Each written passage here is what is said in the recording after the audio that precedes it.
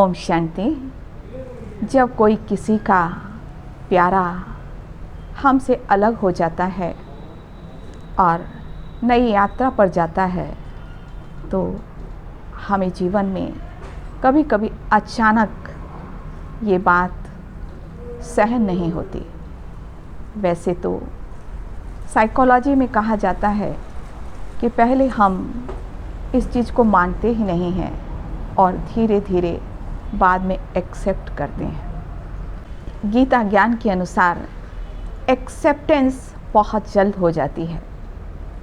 यह एक ऐसा महान ज्ञान है जिसको जीवन में आज प्रैक्टिकल करना ज़रूरी है, क्योंकि चारों तरफ अकाले मृत्यु भी बढ़ती जा रही है।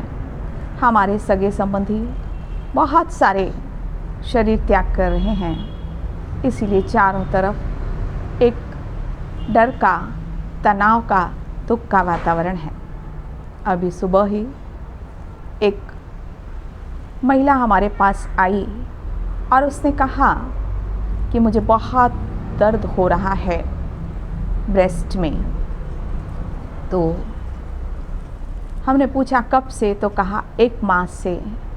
और उसने कहा मेरे पिताजी ने 1 मास से जब से शरीर छोड़ा है मुझे बहुत दर्द हो रहा है और मुझे भी लग रहा है कि मुझे भी कैंसर ना हो जाए।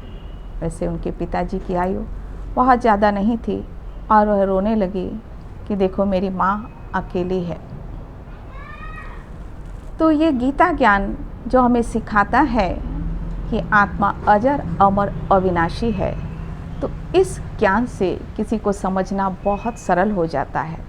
तो जैसे ही उसको बतलाया कि देखो आप चाहते हो ना कि आपके पिता खुश रहें, सुखी रहें, तो वह एक नई यात्रा पर गए हैं। और चूँकि आत्मा एक ऊर्जा होती है, अविनाशी होती है, हम सिर्फ शरीर त्याग करते हैं, वह दूसरे शरीर में गई है, तो आपकी भावनाएं उन तक पहुंचती हैं। तो अगर आप दुखी होंगे तो आपका वह दुख उन तक पहुंचेगा और आप क्या चाहेंगे कि गर्भ में वो जो आत्मा गई है वह दुखी रहे।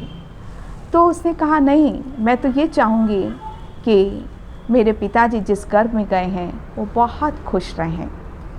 और उसी समय उसने अपने आंसू पोंछ लिए और कहे नहीं, मैं आज से हमेशा यही सोचूंगी कि वह खुश रहें और सुबह उठकर भी मैं उनको इमर्ज करूंगी कि मेरे पिता गर्भ में बहुत खुश हैं और दुख भूल गया।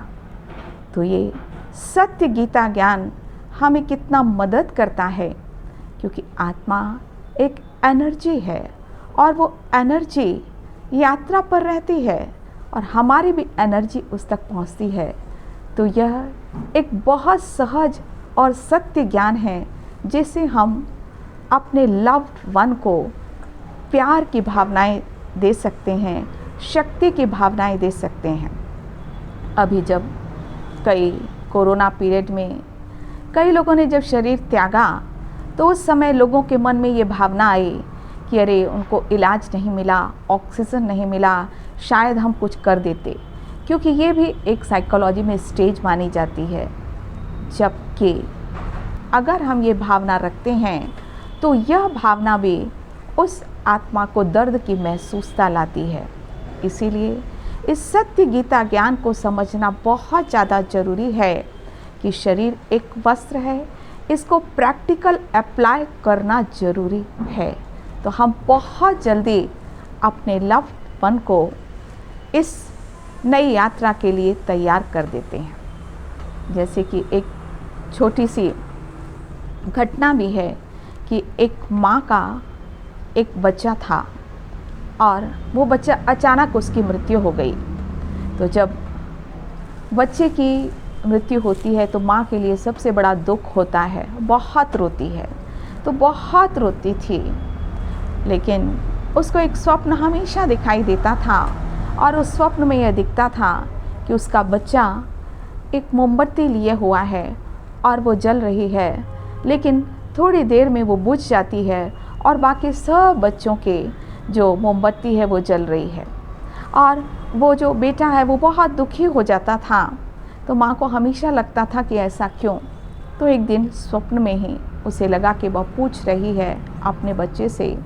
तो वो बच्चे ने कहा, माँ देखो, मैं तो इन बच्चों के साथ खुश रहना चाहता हूँ, लेकिन माँ तुम इतना रोती हो कि ये जो तुम्हारे आंसू हैं ना, ये इसको मोमबत्ती को बुझा देते हैं, इसलिए माँ तुम रो नहीं। और उस दिन से माँ के आंसू बंद हो गए, क्योंकि अब उसने अगले दिन फिर देखा कि उसका बच्चा बहुत खुशी से सब बच्चों के साथ खेल रहा था और उसकी मोमबत्ती भी जल रही थी।